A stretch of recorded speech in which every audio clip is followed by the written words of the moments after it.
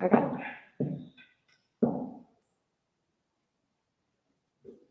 We're ready to go.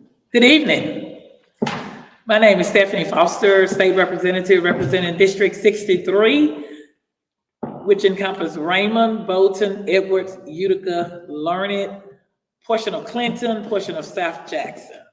So just to tell you a little bit about myself.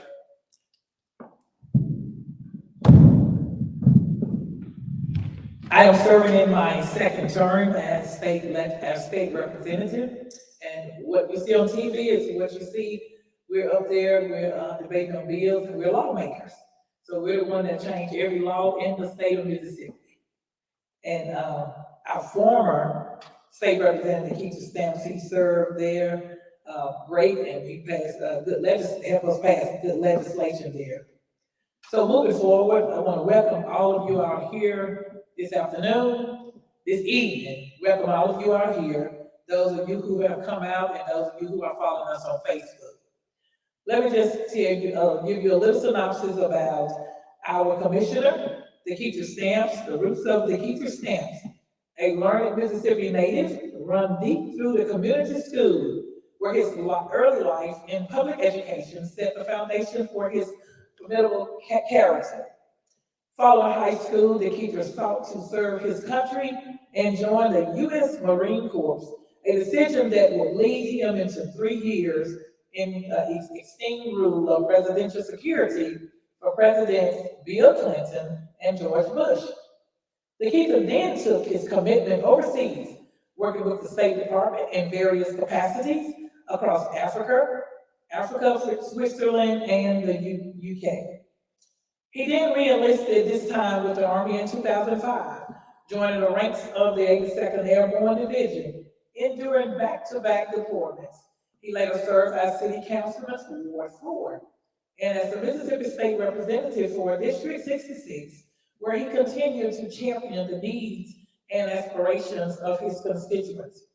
In his role of Public Service Commissioner for Central Mississippi District, he aims to leverage his depth of experience in public service to ensure a brighter, more efficient future for Mississippi. At this time, let us welcome Commissioner Keith Stamps, Mississippi Public Service Commissioner, Central District. Let's welcome him. Thank you. I thought you were gonna talk about all the work y'all been doing in the legislature. Oh, gosh, that'll take all night. Well, I do appreciate y'all for coming out this evening because Zapp the Gap is very important. But I want to start off with a word of prayer. I'll ask Mr. Jason Clark to come give us invitation. I think bow our heads, close our eyes. Heavenly Father, we want to thank you this evening for allowing us to have safe travel here tonight to receive information that should better improve our lives, give us better quality environment where we live. I made information this evening go out and spread near, far, wide. In your name I pray, amen. Good job, Mr. Clark. So the Public Service Commission, for those who don't know, is a 3-member body. There's a Northern, a Central, and a Southern District Commissioner. And we serve in the Central District. In our office, I got some amazing folks that work in our office. Like Ms. Rachel Ring, who does all the PR. She likes to stay behind the scenes. Susan, she's the Director of Operations. Erin is Administrative Assistant. Board Supervisor Jared Morrison and Jason Clark work specifically in economic development, and we'll speak a little bit about that tonight. And then we have some amazing investigators.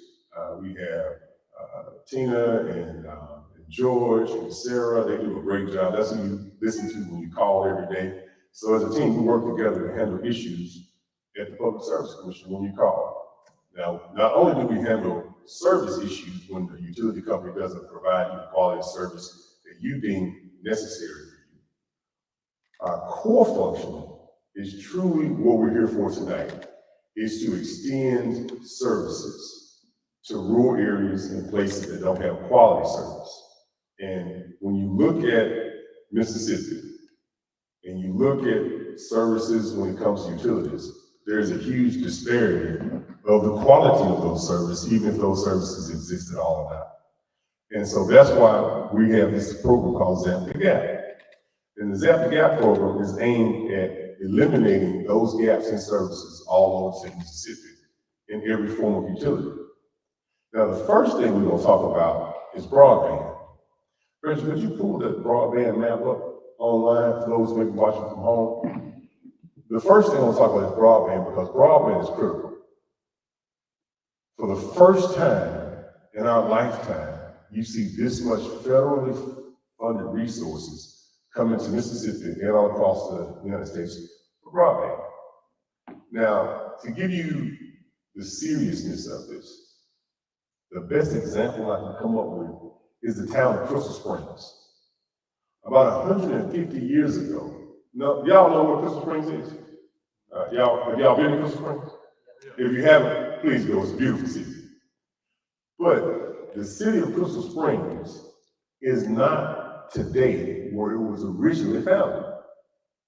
Originally, the town of Crystal Springs was about 7 miles away.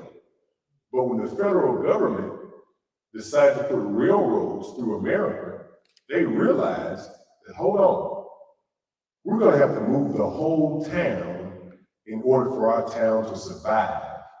So they bought all the land right around where the railroad would be in the best position for them to move their city.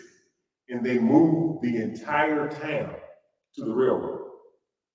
Now, some might say that's a bold move to pick the whole town up and move the entire town just to be on the railroad. But they had the wherewithal and the courage to do what was necessary because they knew that if they didn't pick the whole town of Crystal Springs up, over time, their town would die because it wasn't on the railroad. Does that make sense? Does that make sense? Yeah. So now, if the citizens of Crystal Springs can have the wherewithal and the determination and commitment to look at the future of the town, to say we need to move the entire town. Even today, if you go to where the town used to be, it doesn't even seem like a town was there. Because they moved it's also pasture. It's nothing but woods, it's a pasture right now. But they had the wherewithal to move the whole town because they knew that the federal government was coming through with resources. And this was a one-time opportunity, that the federal government doesn't come through with resources often on a nationwide scale. And they made the decisions necessary to make sure that the town could prosper in the future. The next time the federal government came in with major resources was when they put the lights in. They worked with rural electric cooperatives to work in areas to get lights all over the country, and they lit up America. Well, now, here we are in 2024. The global economy is raging forward, and we have so many Americans not connected to the internet at a fast enough rate so that they can participate in the economy, so that their children can go to school. And the federal government's coming on board right now. And they put maps out about 5 years ago. When I was in the legislature, Representative Foster co-authored a piece of legislation that many other legislators helped us write. It was the Mississippi Broadband Act. And that gave Mississippi an office of broadband. It's called BEAM. And that was one huge step forward for Mississippi. We put some money in place so that we can keep the program off. But the main thing we put money in was our map, because we realized that the federal government's map for Mississippi was wrong. Because the federal government's map says that Mississippi was served when it comes to broadband. Now, we all know that Mississippi is not served. So that's why we had to create our own maps to challenge the federal government. And because of the hard work of a lot of good people, Mississippi stitched together a map. It's still not complete to the where it should be complete, but we stitched together a map on the website. It's called broadbandms.com. And when you go on that website, you can see dots on the map. You can see little dots over that show if Mississippi, what parts of Mississippi is served and which parts are unserved. Now the pink portions, right, is the pink portion, right? Yeah, the pink portions are where what says unserved. And when you look at that map and you see how much pink is across the whole map, specifically in Hinds County, today, unserved.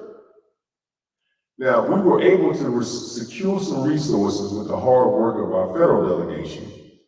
Congressman Thompson, Congressman Guest, and our senators worked to get Mississippi more resources for broadband. And now the federal government put $49 billion into a pot of money for broadband expansion across the country.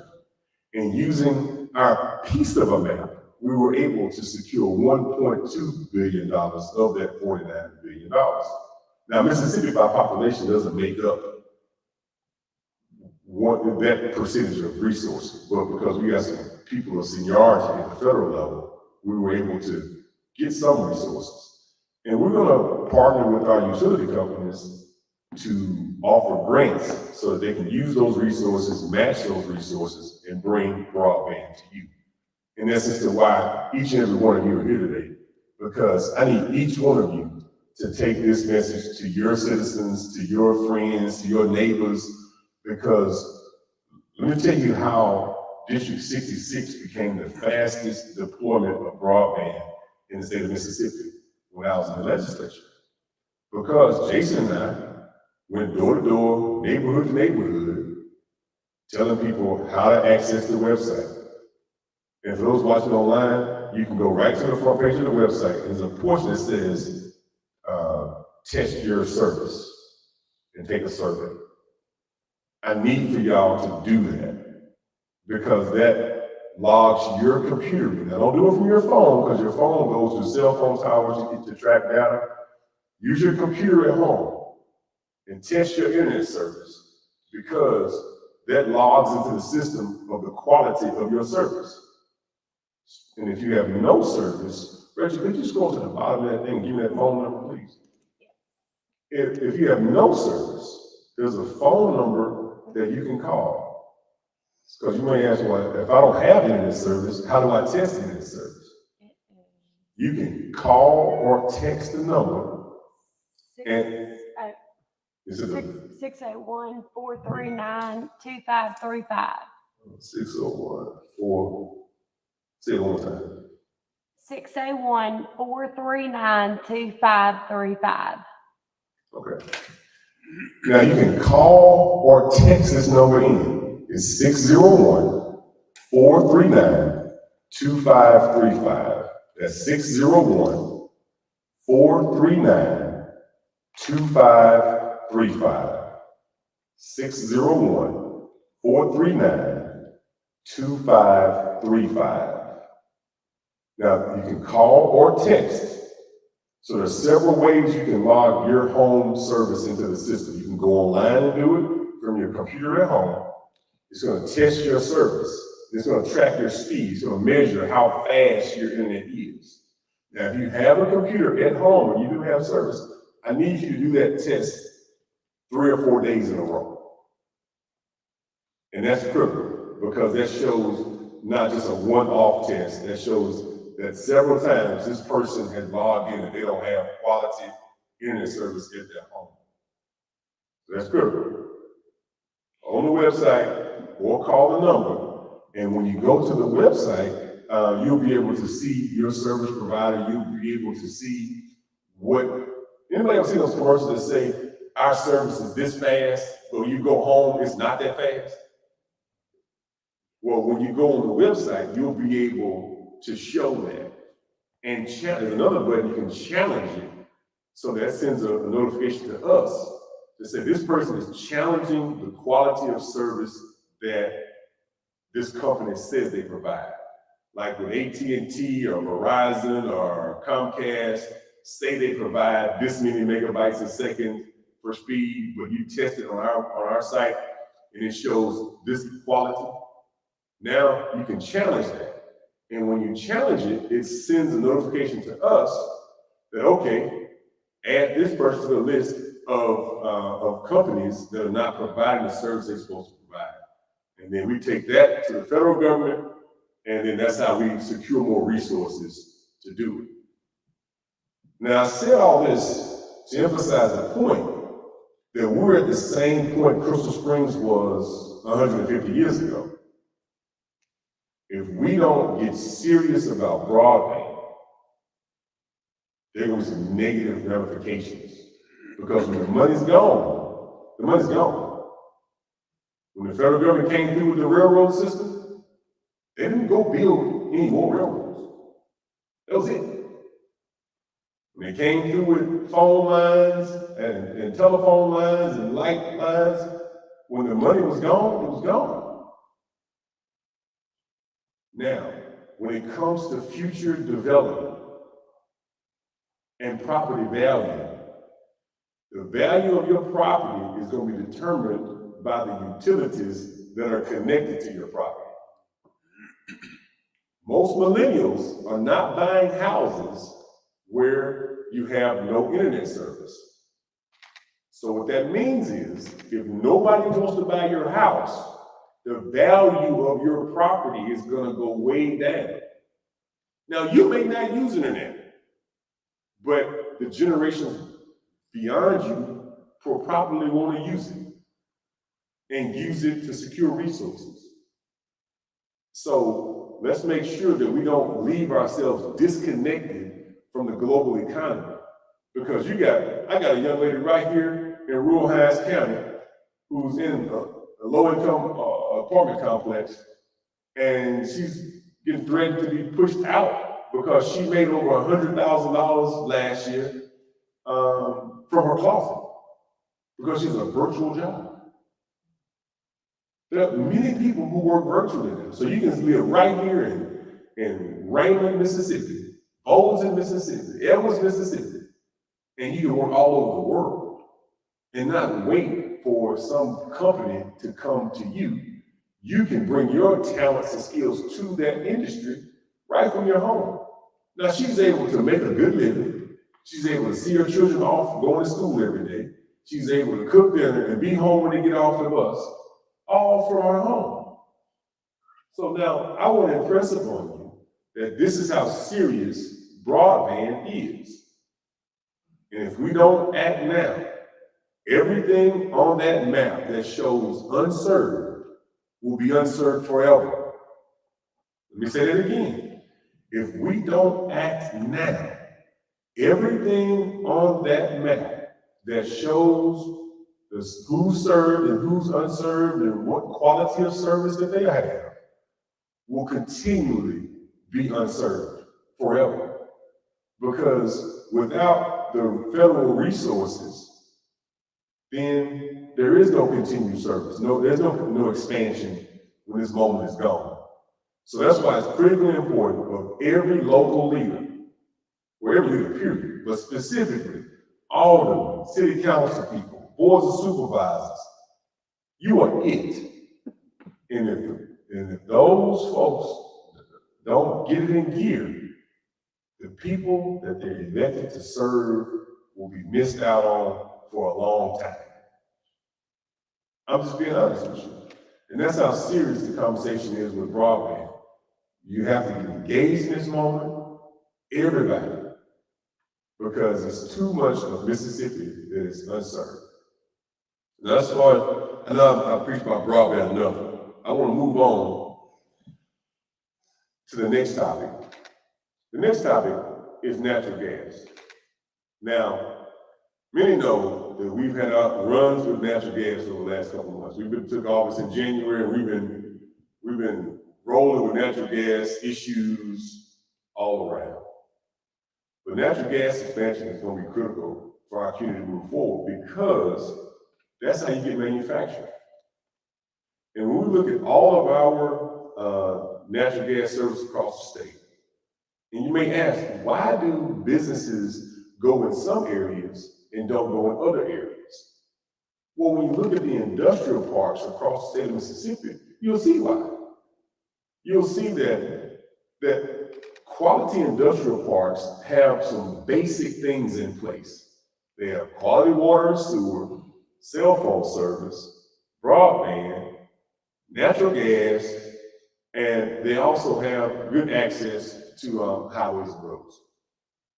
But when you go to many of our industrial parks, that's not the case. So we changed our office around and we brought aboard some very experienced people. First is former supervisor Jerry Morrison. Come on, Mr. Morrison. Mr. Morrison's task in our office is to work on economic development. He does big things. Like he's gonna be making sure that the Amazon deal goes the way it's supposed to go, and those things are done. All the way down to the chicken houses across the state getting natural gas. But natural gas is how you drive industry. And with his expertise, he spent 16 years on the Rankin County Board of Supervisors. And with his expertise, he's going to work with all of our supervisors across the 22 counties in the Central District to help get their industrial parks up to speed. I want him to share a few words about his experience and what he's seen so far as we tour the state. Mr. Morris. Well, I'm really ready for this, but I think I can wing it. I'm glad to see those of you who came out tonight. I guess the experience that I've had over the years as a supervisor, one of the biggest things I've always heard was, why can't we get natural gas? Why can't we get certain types of utilities? Why can't we get broadband? It all boils down to utilities, and that's always the question. And as the I guess landscape has changed over the years, so much of your rural area, people are, I'm not going to say leaving the city, but they've expanded. So a lot of your rural area is grown to where it once was a lot of farms, and now there's a lot of subdivisions, things going on in the rural communities, and large subdivisions with 300 to $500,000 homes. And these developments are lacking some of the utilities that we're looking at. That's, however, that's where it's important for anybody who's developing to notify the different utility companies and try to get ahead of the game to get those things in there, because like the staff was saying, it ups and such the value of your homes. You know, I've been around in a lot of areas that over the years that I've seen where there's been natural gas, or there's been certain utilities, fiber, that have been run, but they don't complete the circle. And these are the areas that Zapp and Gap, I hope I can help make this happen, because you'll have areas that, they started, but they never finished. And part of the reason is because those areas were not very developed. But now, some of those, like I just said, are become developed areas, but there's a gap between them, a gap between where they stopped and to where these areas are. So that's the gap we want to try to, I guess you say, Zapp, and have them bring it on. Right now, it's very costly. And that's where I think it's going to be vital to get the information, gather up the data, gather up the information throughout all these areas. It's not something to be done overnight. It's not something you say, we'll get it, it's going to be coming here tomorrow or next year. What it's going to have is a gathering of data and information to then go seek funding. But, numbers speak. So if you can show a volume that's needed, then I think, people don't know sometimes the needs are there until you reach out and you show them that they're there. You can't really blame the federal government or any of the governments or local government either, because if they don't know, they just don't know. But like I said, 16 years that I've spent as a Rankin County supervisor, I will also say that's one of the biggest things I was told and asked. There's some schools even that have, I guess, lack of the best quality of service. And those, for our young people, back to education, back to the growth of a community, growth of future leaders, they need that education. And you and I both know that without computers and without that form of education, it doesn't exist. Now, some of us older people, we may not see it as that important, but that is the future. And you have to plan for the future. And so that's where this program, I think, will be vital to help plan for the future, which will be planning for the growth of the future people of this whole state. Not just this district, but the whole state. So, that's kind of where I'm kind of excited about being a part of it. This is the first, I guess, stop to kind of get things off the ground. I've made several, I guess, visits with different, utility companies and finding out more people.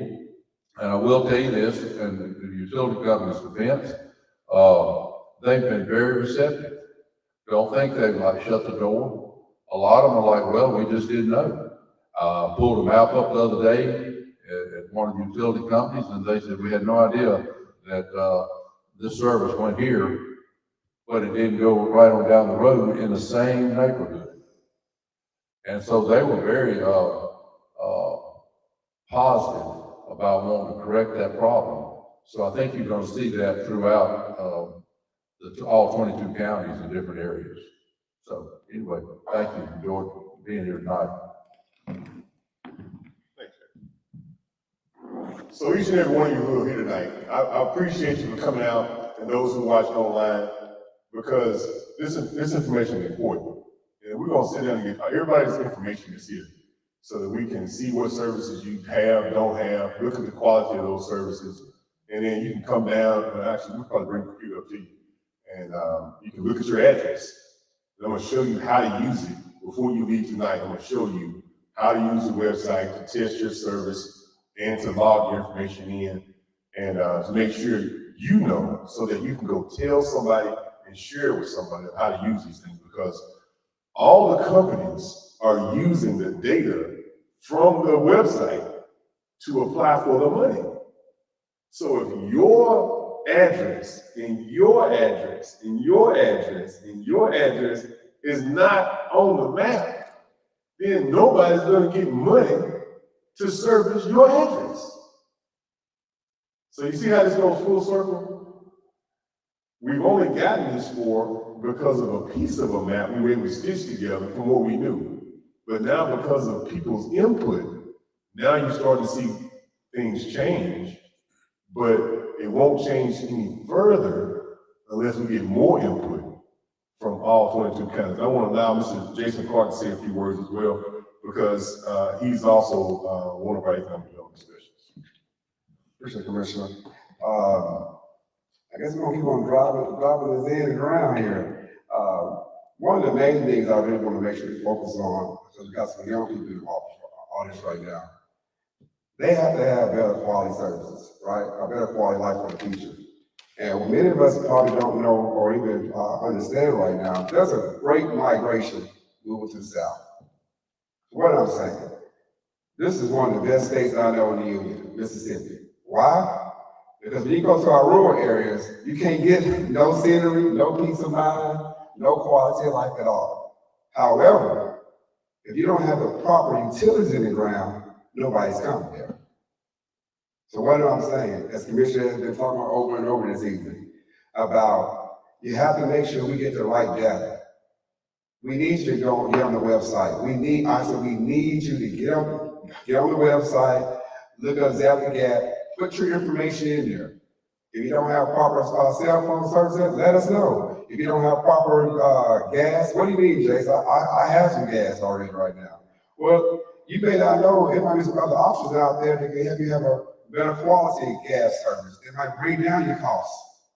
Save some funds or not though. Okay, then right now, I mean, we have inflation going on right now, so people are looking for other options. Now, all I'm saying is that this office right now is trying to do their best to make sure that we can position you in a better place now to get the data, to get the package so the commissioner can go to the federal government and see if we can get some resources to expand utility services. But for me, also being a millennial, to the commissioner's point and Jared's point, is that I would probably actually move to the rural area if I had better quality utilities there. Right now, we're in Western Hinds County, down 18. I call it prime real estate. However, it's broadband out here. It's natural gas out here the way I need it. You know, so my thing is, it's not just about us individually, as a community, as a collective community. We we should be, if I go to church, I should be sitting in the bulletin, I want to see, hey, have you guys filled out the Zapp ad? Have you guys filled out the broadband? Why? Because it's vital to all of us. That's how crucial this is for me. I can't beat this thing enough tonight. I think it's already been said enough, but I want to make sure those who are listening on social media right now, and those in the office, in the audience, this process is a long-term process. It's not an overnight thing at all. But if we do our best to get as much data there, then that gives the commissioner in the office actually, I guess a gal would go there and say, hey, we need this now. So that's all I want to say really, but just making sure we know that at the end of the day, the only way we're going to increase our quality of life is by making sure that when we lay our head at, it has to have the best that's there in that day and time. So having natural gas expanding the rural areas, to me, it works out for the supervisors, it works out for the constituents, the schools, everybody. Because now you increase the quality of life there. And that's what it's all about. Commissioner. Thanks, everybody. Now I want to open up, anybody have any questions about anything we shared tonight? Maybe I can answer your question, or someone else will be able to answer your question. I have a question about utility lines. Okay. My grandparents had, utility lines behind their house back in the day, and it served 3 to 5 houses. Now it serves 35 to 45 houses. So every time the power goes out, they have to come behind my house with a bulldozer and a full-size truck after a heavy rain and tear up all my land to reestablish the power lines. And I'm just wondering, even every year I have to go back there when the utility subcontractors come to spray defoliant and tell them that I'm an organic farm, and I have to yell at them in Spanish to get them to stop spraying, but usually it's too late. And I'm wondering if there's any resource to try and get the utility companies to move those lines to the road where they would have easier access and people in my community would have more reliable service. That's a good one. And I haven't heard that specific issue before, but I have heard about the utilities in folks' backyard, but the spraying portion with you being an organic farmer, trying to keep your federal designation. I'm familiar with that, and that is critical for you and your business. So we'll sit down with you and chart that out and figure out how to communicate that to utility companies to address the issue. Well, back in the day, they would aerial spray defoliant, and all the 50-year-old fig trees that were behind the 1886 house that I live next door to, they've been gone for a long time. It's a constant battle. In fact, I go after them every year and make them send me all the information about the extra power Roundup they use. Because, I have goats and they graze that sprayed area, and it's a concern. Well, let's take a look at it. And like I said, let's take a look at that, because if the utility companies are doing something that affects farmers, it cuts me to my core, especially small farms. So we'll take a look at that, and I don't have an answer for you right now. But we will work you to find the answer. I look after 1,300 acres for my family, and I've been a tree farmer for 45 years and planted over 1 million trees in my lifetime. And, year after year, I would have cell companies trying to get me to build a tower on my property. But my contention was with the utility company that supplied the electricity to the cell towers, that once you give them that right away, they'll never relinquish that right away. Yeah, we gotta look at your address and see what's the best way to route utilities to your address, more so than what the routing is right now. Especially after last year's drought, I have 300 trees that are dead right along that power line. So next summer, this year's gonna be a little bit rough, but next summer when those trees start falling. Yeah, it's gonna be a constant problem. Yeah. Also, FSA has some resources for dead trees. We worked with, one of the first things we did this year was do something. They have funding where they are taking down trees that will hit the power line. I was at a Southern Pine meeting not long ago, and they talked about that. Well, your question was about the dead pines and everything, and, that's something is happening all over the state. I have some personally myself. But at a meeting I was attended for, one of the, energy corporate, National Southern Pine, and I understand energy is also doing this also too, but they have money they've appropriated to take down pines that are, around the power lines. And like they said, a lot of cases they're having to get off the right of way because of, like they described, obviously, an 80-foot tree that's off the right of way, because 80 feet is going to fall and hit potentially the power line. So, but to answer your question, I know, and I don't know who serves you or anything, but some of them are, have funds that they are doing and taking down, just like you see MDOT's on highways, cutting trees. The counties are doing the same thing because, and they're having to get off some right of way themselves. But the reason they're having to is that those limbs that are over the roads are off the right of way. Now, the trees off the right of way, but the limbs are not. So I'm saying similar situation, and that's what I would contact your, whoever your provider is, and see about, let them know that. Because like, Commissioner said, they, once the beetles get in them, they dry, they're really brittle, and they start falling sooner than a normal tree that dies in its own. So that's the best I can give you there, but I have heard that. I heard there's a federal program till August 15th where you can sign up and get federal money for tree problems, from the drought. That is true, and I'm familiar with that one also, simply because I signed up the other day for my mother's tree farm. Is that through the Farm Service? It's a spot, they can do a spot, and I'm telling you what I was told. You can do a spot treatment. They come, you sign up for it, they come out, it's in forest route, he looks at it, and they have a couple options. If you were badly damaged, which I'm not, they may recommend clear cutting. But they do have a spot clearing program, and it's to go in and clean these spots up. And so that is, now I don't know, I've not met with the forester, so I can't give you any more information on how it's funded, what part is yours, what part is theirs. I'm sure it's the cost, well, I know it's the cost sharing expense to have to do it, even the spot clearing. But best I can help you with there. Appreciate it. Any more questions about utilities in your area, anything we can cover tonight? My name is Neil Smith. I live out in the learning area. Uh-huh. We have a lot of issues. Well, talk about broadband.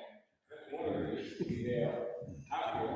We don't have any with Wi-Fi. We have Wi-Fi on the fast. And now they got the P program, so it takes it higher. But I hear you talk about years down the road when we get all this now in the country. Like our issue is that 4 years, we have access to get broadband. And that's one issue, talk about that. But now we deal with the water association. With the water being, they got a water problem, about water being off, this out of nowhere. And take 2 days to get it back on. And this is going on, this is about 20 years now. And then, with the utilities, the light. There might be a storm, that's before even the trees down. It don't have to be a storm, the light will just go off. And, I have no reason, so, we've been dealing with this for a while. And so this is something that I need to look into, so we can get better service with the energy on our lights and stuff, going off and on good day. Well, you're totally right. I grew up right there on Morrison Cemetery Road, right off Adams Station Road, right outside of Learning there. Because you're right, the wind doesn't have to gust up much for the lights to go out. And that's one of the reasons when you hear me talk about, it's kind of a funny story. One of the folks, I was at this conference, they were like, well, everybody should go all electric.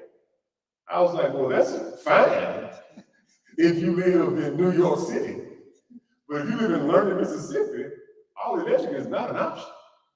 Not by far. You'll freeze in the wintertime if you don't have some type of natural gas source to heat your home. And that's what to balance the conversation out. on the environmental side, people want to eliminate fossil fuels, we gotta balance this thing out because, you know, the service isn't adequate to the degree to go all electric in all places, all across our rural areas. So you're totally right, and like I said, we're gonna sit down with each and every person before we leave here today to make sure we got everybody's information.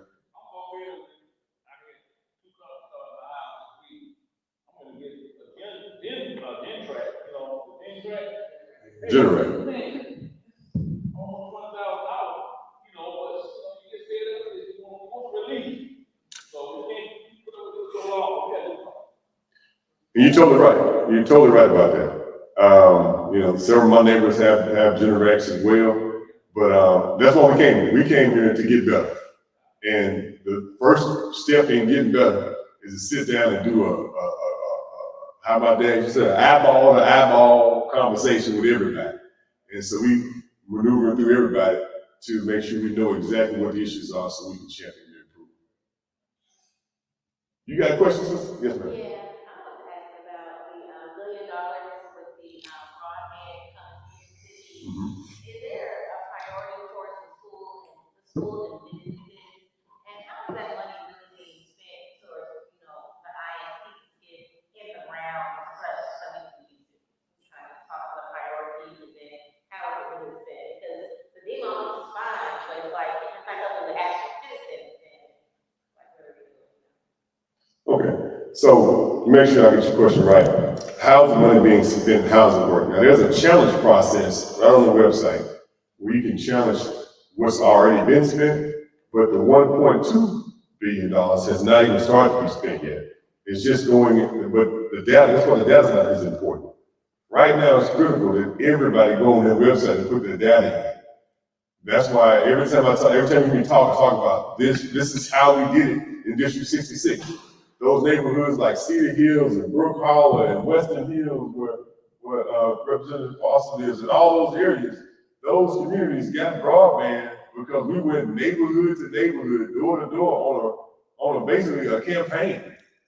And we need everybody to do that in the rural areas, to go door to door to make sure that everybody in your area, because it's a community effort, to get your data in here so that as the companies start to apply for the money, and the way the money works is, Mississippi did some amazing stuff when we first did our first broadband bill. We didn't just give companies money for broadband. We asked the companies to match the money. And then we looked at how they were applying for the money to see if it's the best use of money. Because if an area can go underground, that's fine. But if you can follow it along a well-established power line to get it there and get more people in it, that's a good way to do it as well. So we're looking at not just one way to deliver broadband to people's houses, but don't just use up all the money trenching houses over here, and you have no money left over to get houses over here. If you give everyone service by using the resources in a better way, by using more than one way to deliver broadband in your house, that's what we're looking at. When we look at this. You have questions, sir? Okay. So that's one thing. Now the second piece, after September, you'll be able to challenge on the website how they're using those resources, because they'll finish the finalization period and then the challenge period starts. So they will show, this is our map, these are the companies who have applied for resources, and these are the areas that they're going to put these resources in place. That's the point where you can challenge before the money's being expended. The challenge process was put in place by some real forward-thinking folks in the legislature at the local level and the federal level before the money gets expended. So that when the challenge process is over, then they'll start putting the money out to the different areas. So that's why I want to get folks engaged in it now, so that when they do start awarding things, then you can challenge the maps that they're using. You can challenge where they're putting the money on the street and continue to try to get your area incorporated into the service area for the utility company. I had a question about redundancy. About a year ago, they ran fiber optics from Raymond all the way past Utica on 18. And when I asked them what, company and what they were doing it for, they said it was for government use only. And I thought, well, the redundancy of whoever's gonna come behind them to run fiber optics or broadband, they're gonna be chopping right across everybody's, other lines, Well, right of way is important, and that's the issue we're gonna tackle. Now, there is a solution, and we haven't totally vetted it yet, so that's why I'm kind of hesitant about putting it out there. But there's a company that it's called Duraline, where they have multiple ports coming through a service line. So if a county government or a city government would put Duraline down, and then that Duraline has 6 different broadband lines inside of it, then they can lease it out. And another way for your local government to raise resources, because they will be able to have a right-of-way, a franchise agreement with licensing broadband conduit to broadband providers as an additional source of revenue. We haven't totally vetted it all the way out yet, but we're working through that as a potential solution to solve the issue you talked about. This seemed to go straight down Highway It 18 does. in that right of way. It does, So, it does. But if you put that same conduit inside of a multi-use conduit, now other providers don't dig the conduit, they just have to shoot their fiber down that same port. Any more questions? All right, we're gonna wrap up. We're gonna ask Mr. Clark to give us a benediction, but then when we stop, we're gonna make sure everybody here looks at the website, show it to you how it works, and then you can ask any questions from there, all right? Maybe stand, please. Ask those eyes. Dear Father, we want to thank you for allowing us to come out this evening and ask that you give everyone sacred travel mercies. But also, Lord, we ask that you let the information that was given this evening, may you have us go out there and multiply it and tell as many people that need to know about this information, Lord. We're trying to better the quality of our lives here in the state of Mississippi. So in your name we pray, amen.